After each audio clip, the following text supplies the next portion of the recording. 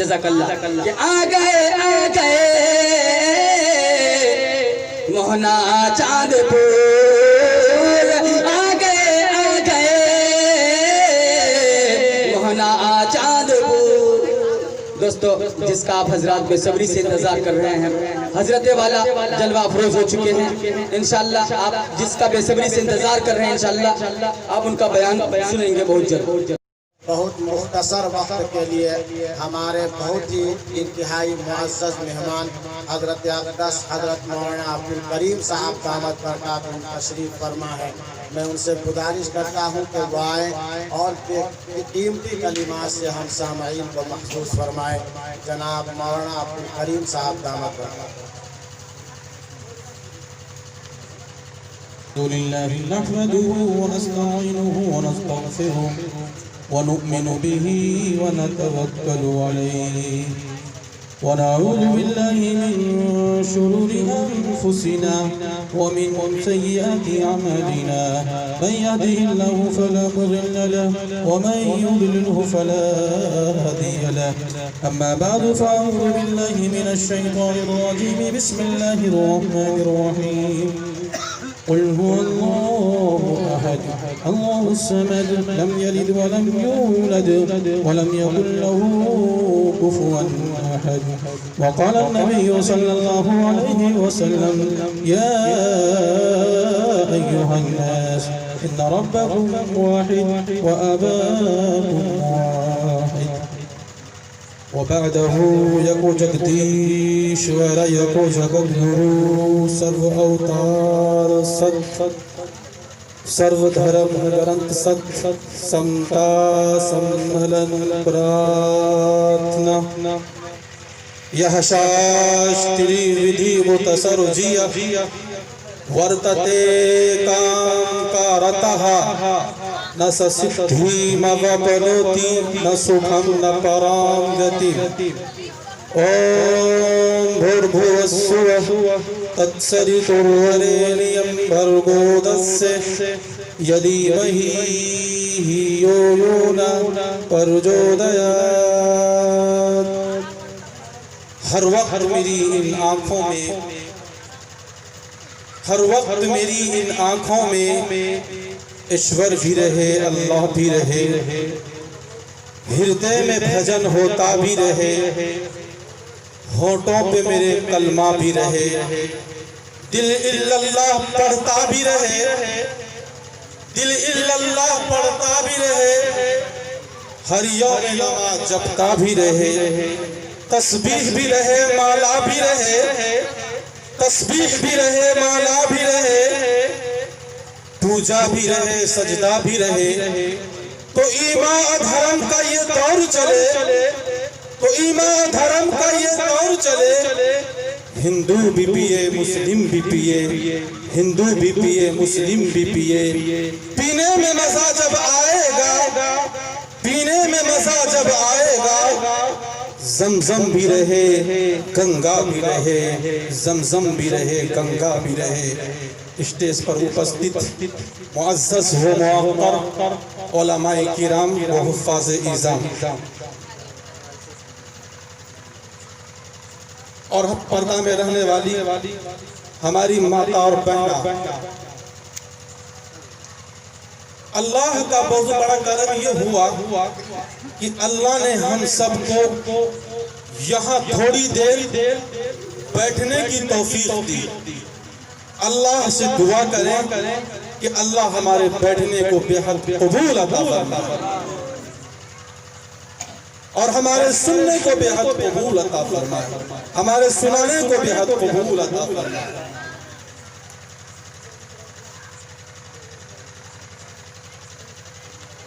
میں نے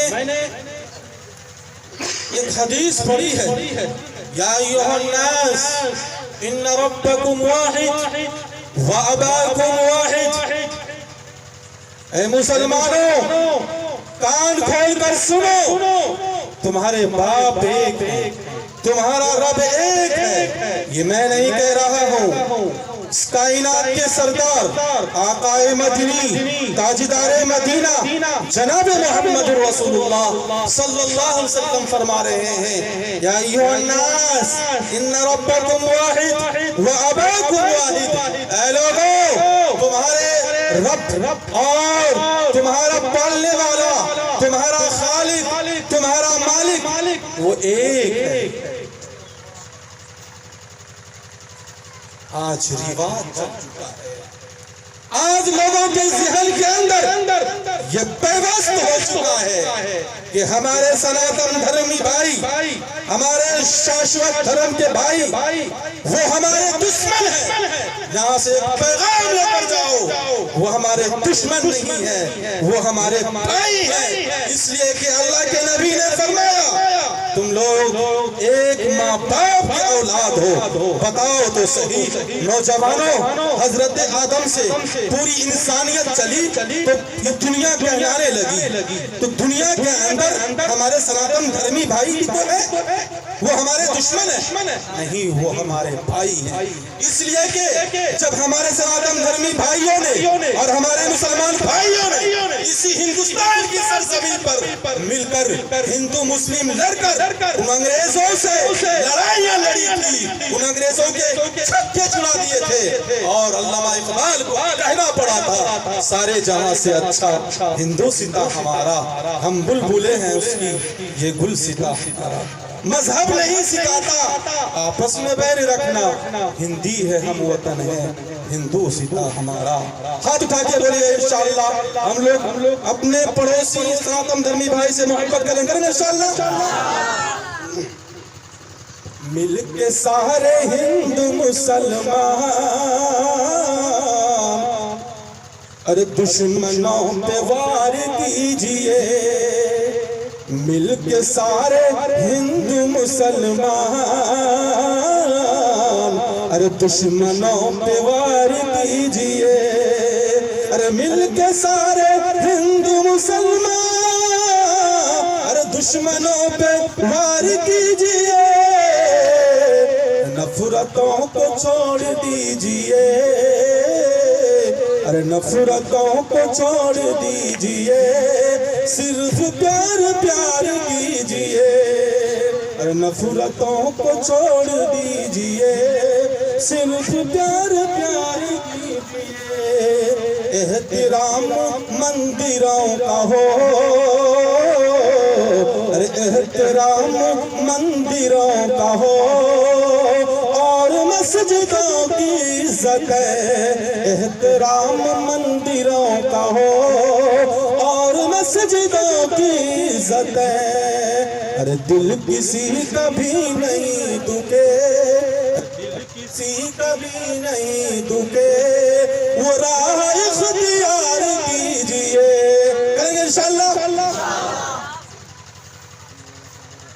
اگر ہم سے اور آپ سے غور سے سنیے گا، دھیان سے سنیے گا، کوئی سناتن دھرمی بھائی اگر ہم سے اور آپ سے پوچھے آپ جس خدا کی بھکتی کرتے ہیں، جس ایشور کی آپ بھکتی کرتے ہیں، جس کی آپ پوجا کرتے ہیں، وہ کیسا؟ پہلا جواب آپ کو یہ دینا ہے وہ اجنبا ہے، اس کو کسی نے جنم نہیں دیا، یہ قرآن کی آیت بھی ہے لم یلد ولم یولد، اس کو کسی نے نہ جنا ہے اور نہ اٹھایا۔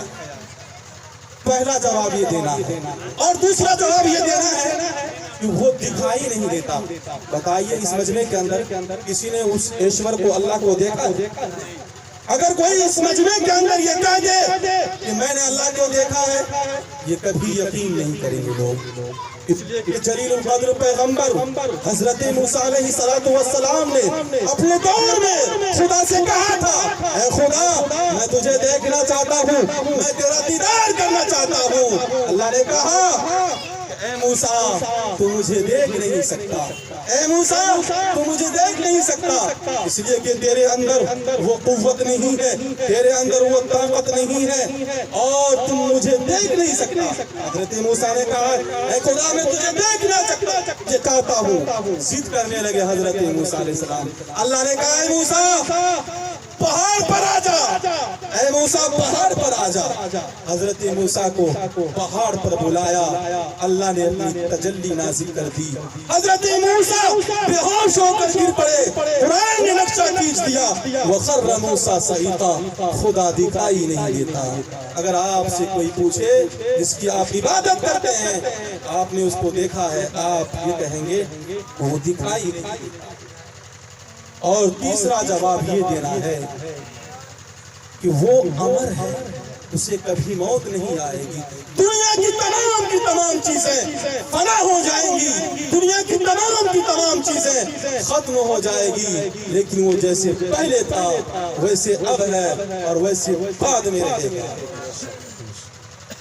ہندو کہے موہی رام ہے پیارا، ہندو کہے موہی رام ہے پیارا، ترک کہے رحمان، ہندو کہے موہی رام ہے پیارا، ترک کہے رحمان، آپس میں دو لڑ ہوئے، مرم نہ کو جانا، مرم نہ کو جانا۔ حضرت امام ابو حنیفہ رحمت اللہ علیہ جو ہمارے اور آپ کے امام ہیں، مانتے کہ نہیں مانتے امام ہیں، اس سے ایک یہودی سوال کرتا ہے، دھیان سے سنیے گا، ایک یہودی اس سے سوال کرتا ہے، امام صاحب جس کی آپ عبادت کرتے ہیں، ہاں آپ نے اس کو دیکھا ہے، کہا یہ بتائیے جس خدا کی آپ بھکتی کرتے ہیں، جس خدا کی آپ عبادت کرتے ہیں، وہ یہ بتائیے ابھی کہاں ہے، کس سمت میں ہے، پچھم میں ہے کہ پورب میں ہے، اتر ہے کہ دکن ہے، کس طرف ہے؟ حضرت امام ابو حنیفہ رحمت اللہ علیہ خاموش ہے۔ پھر تیسرا سوال کیا کہ آپ کا خدا اس وقت کیا کر رہا ہے؟ اور کیا کہا؟ پہلا سوال یہ کیا تھا کہ آپ کے خدا سے پہلے اس دنیا کے اندر کون تھا؟ حضرت امام ابو حنیفہ نے کہا پہلا سوال کیا تھا آپ کا؟ کہا میرا پہلا سوال یہ تھا کہ خدا سے پہلے کون تھا یہ بتائیے۔ کہا آپ 10 سے گنتی کیجیے، 10 سے پیچھے گنتی کیجیے، 10 سے پہلے کیا ہے؟ 9، 9 سے پہلے 8، 8 سے پہلے 7، 7 سے پہلے 6 سے پہلے 5 سے پہلے 4 سے پہلے 3 سے پہلے 2 سے پہلے 1 سے پہلے 1 سے پہلے کچھ نہیں۔ امام صاحب نے کہا 1 سے پہلے کچھ نہیں، اللہ سے پہلے کوئی نہیں، اللہ جیسے پہلے تھا ویسے بعد میں رہے گا۔ دوسرا سوال اس یہودی نے کہا امام صاحب سے یہ بتائیے آپ کا خدا کس سمت میں، پورب میں ہے کہ پچھم میں، اتر میں ہے کہ دکن میں؟ کہا ایک موم بتی لاؤ، ایک موم بتی کو لایا گیا اور اس موم بتی کو جلایا گیا، اور جلانے کے بعد اس یہودی سے کہا یہ بتائیے کہ اس کی روشنی کس سمت میں پھیل رہی ہے؟ وہ حق کا پکا رہ گیا اور کہا اس کی روشنی تو چاروں سمت میں پھیل رہی ہے۔ کہا ٹھیک اسی طریقے سے ہمارا پرمیشور، ہمارا پرماتما ہر طرف موجود ہے، جدھر تم ڈھونڈو گے ادھر موجود۔ اور تیسرا سوال کیا کہ آپ کا خدا اس وقت کیا کر رہا؟ وہ یہودی کرسی پر بیٹھا ہوا تھا۔ حضرت امام ابو حنیفہ نے کہا پہلے آپ کرسی سے اتریے، اس کے بعد میں آپ کا جواب دیتا ہوں۔ اس یہودی کو کرسی پر سے اتار کر کے حضرت امام ابو حنیفہ رحمت اللہ علیہ نے کہا میرا خدا یہی کر رہا ہے کہ تجھے کرسی سے اتار کر کے نیچے بیٹھا دیا اور مجھے کرسی پر بیٹھا دیا۔ اس لیے ہمیں اور آپ کو ان چیزوں کا علم ہونا تو ضروری ہے۔ اور وید کتاب کے اندر ایسا ہے لکھا ہوا ہے کہ جو شخص اپنے اللہ کو، اپنے پرمیشور کو ایک مانے گا، سربا پاپے ہی پر مجھتے، وہ تمام پاپوں سے پاک ہو جائے گا۔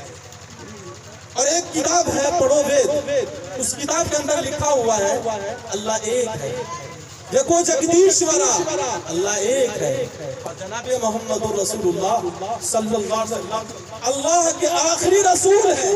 اور دنیا کی جتنی بھی دھارمک کتاب ہے اس وید کے اندر لکھا ہوا ہے تمام کی تمام کتابیں سچ ہیں، اور دنیا کے اندر جتنے بھی دھرم ہیں तमाम के तमाम धर्म सच्चे धर्म। एक किताब लिखा है हमारे सनातन धर्मी भाई, उस किताब का नाम है कल की अवतार। क्या नाम है? कल की अवतार। इस किताब के लिखने वाले का जब नाम आप सुनेंगे, इस किताब को किसने लिखा और इस किताब में क्या लिखा, इस किताब के अंदर यह लिखा गया है कि हमारे सनातन धर्मी भाइयों की किताबों में जिस कल की अवतार का तस्करा है, जिस शख्सियत का नाम इस किताब के अंदर जिक्र किया गया है, वो कोई और नहीं है, वो जनाब मोहम्मद रसूलुल्लाह सल्लल्लाहु अलैहि वसल्लम है। अगर इस किताब के लिखने वाले कोई अगर मुसलमान होता तो जेल की सलाखों के अंदर भेज दिया जाता, लेकिन इस किताब का लिखने वाला कौन है? पंडित वेद प्रकाश। उन्होंने इस किताब को लिखा है और लिखने के बाद इस किताब को हिंदुस्तान के मशहूर मारूफ 8 पंडितों के सामने जब इस रिसाले को पेश किया, जब हिंदुस्तान के मशहूर मारूफ 8 पंडितों ने इस किताब को पढ़ा, पढ़ने के बाद ये तस्लीम किया कि इस किताब के अंदर दिए गए हवाले हक और सच है। पहले नंबर पर उस किताब के अंदर ये दिया गया है कि वेद किताब में ये लिखा हुआ है कि कल की अवतार यानी जनाब मोहम्मद रसूलुल्लाह सल्लल्लाहु अलैहि वसल्लम वो भगवान का आखिरी अवतार होगा। बताइए जनाब मोहम्मद रसूलुल्लाह सल्लल्लाहु अलैहि वसल्लम अल्लाह के आखिरी नबी है कि नहीं है? है कि नहीं? और बताया कि वो सीधे रास्ते की तरफ गामजन करेगा। और वेद किताब के अंदर ये लिखा हुआ है कि वो एक जजीरे के अंदर पैदा होगा। आप जिस इलाके में पैदा हुए उसे जजीरतुल अरब कहा जाता है। और वेद किताब के अंदर ये लिखा हुआ है कि उसके बाप का नाम, उसके वालिद का नाम विष्णु भगत है।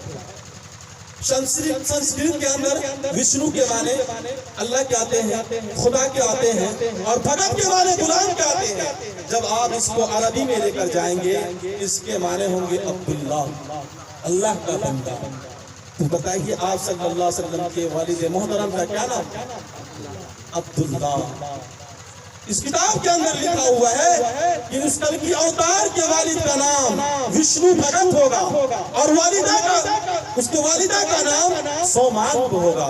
संस्कृत जबान के अंदर सोमांग के माने आते हैं अमन और शांति के आते हैं। जब आप इसको अरबी के अंदर लेकर जाएंगे तो इसके माने होंगे अमन, शांति, यानी आमना होना। वेद किताब के अंदर ये लिखा हुआ है। और वेद किताब के अंदर ये लिखा हुआ है उस कल की अवतार को जैतून और खजूर जो है बहुत पसंद होगी। और जनाब मोहम्मद रसूलुल्लाह सल्लल्लाहु अलैहि वसल्लम को ये दोनों फल बहुत मरगूब थे। वेद किताब के अंदर ये लिखा हुआ है उस कल की अवतार को एक मखसूस फरिश्ते के जरिए एक गार के अंदर तालीम दिया जाएगा। और जब आप सल्लल्लाहु अलैहि वसल्लम को गारे हिरा के अंदर तालीम दी गई, किसके जरिए से? हजरत जिब्राइल अलैहिस्सलाम के जरिए से। वेद में लिखा हुआ है उस कल की अवतार को भगवान एक तेज तरीन घोड़ा अता फरमाएगा। जनाब मोहम्मद रसूलुल्लाह सल्लल्लाहु अलैहि वसल्लम जब आप मेराज पर जा रहे थे, जब आप मेराज पर जा रहे थे तो आपको जो घोड़ा अता किया गया था जिसका नाम क्या था? बुराक जिसको कहते हैं। आप सल्लल्लाहु अलैहि वसल्लम को एक तेज तरीन घोड़ा उस वक्त अता किया गया था। ये भी हक और सच है। और वेद किताब के अंदर ये लिखा हुआ है उस कल की अवतार को यानी जनाब मोहम्मद रसूलुल्लाह सल्लल्लाहु अलैहि वसल्लम को घुड़सवारी बहुत पसंद हो। जनाब मोहम्मद रसूलुल्लाह घुड़सवारी में और तीरंदाजी में बहुत माहिर थे। ये तमाम चीजें पेश करने के बाद पंडित वेद प्रकाश ने हिंदुस्तान के मशहूर और मारूफ पंडितों के सामने जब इस रिसाले को रखा तो पढ़ने के बाद वो कहने पर मजबूर हो गए इस किताब के अंदर दिए गए हवाले हक और सच।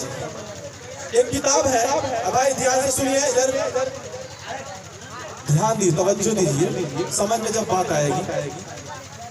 एक किताब है श्रीमद् भागवत गीता। उस किताब के अंदर लिखा हुआ है यह शास्त्रीय विधि मुतसल जिया। دھیان دیجیے بھائی، دھیان دیجیے. ایک کتاب ہے شریمد بھاگوت گیتا. اس کتاب کے اندر لکھا ہوا ہے یہ شاستری ودھی متسرجیا ورتتے کانکارتہ نہ سدھی مواپنوتی نہ سکھم نہ پرام گتی. لکھا ہوا ہے جو منش شاستر کے نیموں کو تیاگ کر کے اپنی اچھا سے زندگی گزارنا چاہے وہ کبھی سکھ نہیں پائے گا، وہ کبھی چین نہیں پائے گا، اور نہ وہ سورگ کا ادھیکاری ہو سکتا ہے.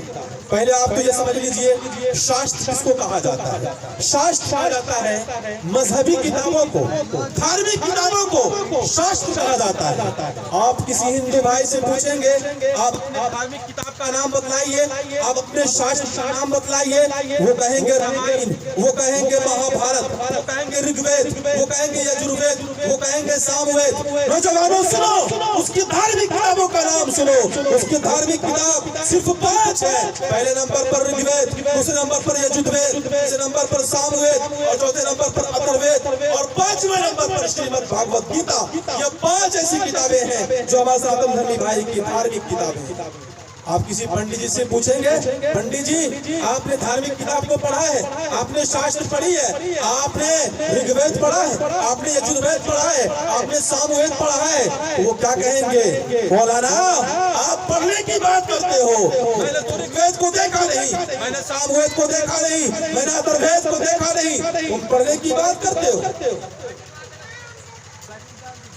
اور اسی میں دیا ہوا ہے کہ جو ویکتی شاستر کے نیموں کو تیاگ کر کے دھارمک کتاب کو چھوڑ کر کے، مسلمانوں قرآن کو چھوڑ کر کے، حدیث کو چھوڑ کر کے زندگی گزارنا چاہو تو کبھی چین نہیں پاؤ گے، کبھی سکھ نہیں پاؤ گے. یہ میں نہیں کہہ رہا ہوں، شریمد بھاگوت گیتا کے اندر دیا ہوا ہے کہ جو ویکتی قرآن کو چھوڑ کر، جو ویکتی حدیث کو چھوڑ کر اپنی اچھا سے زندگی گزارے گا، منمانی کی زندگی گزارے گا، وہ کبھی چین نہیں پائے گا، وہ کبھی سکھ نہیں پائے گا.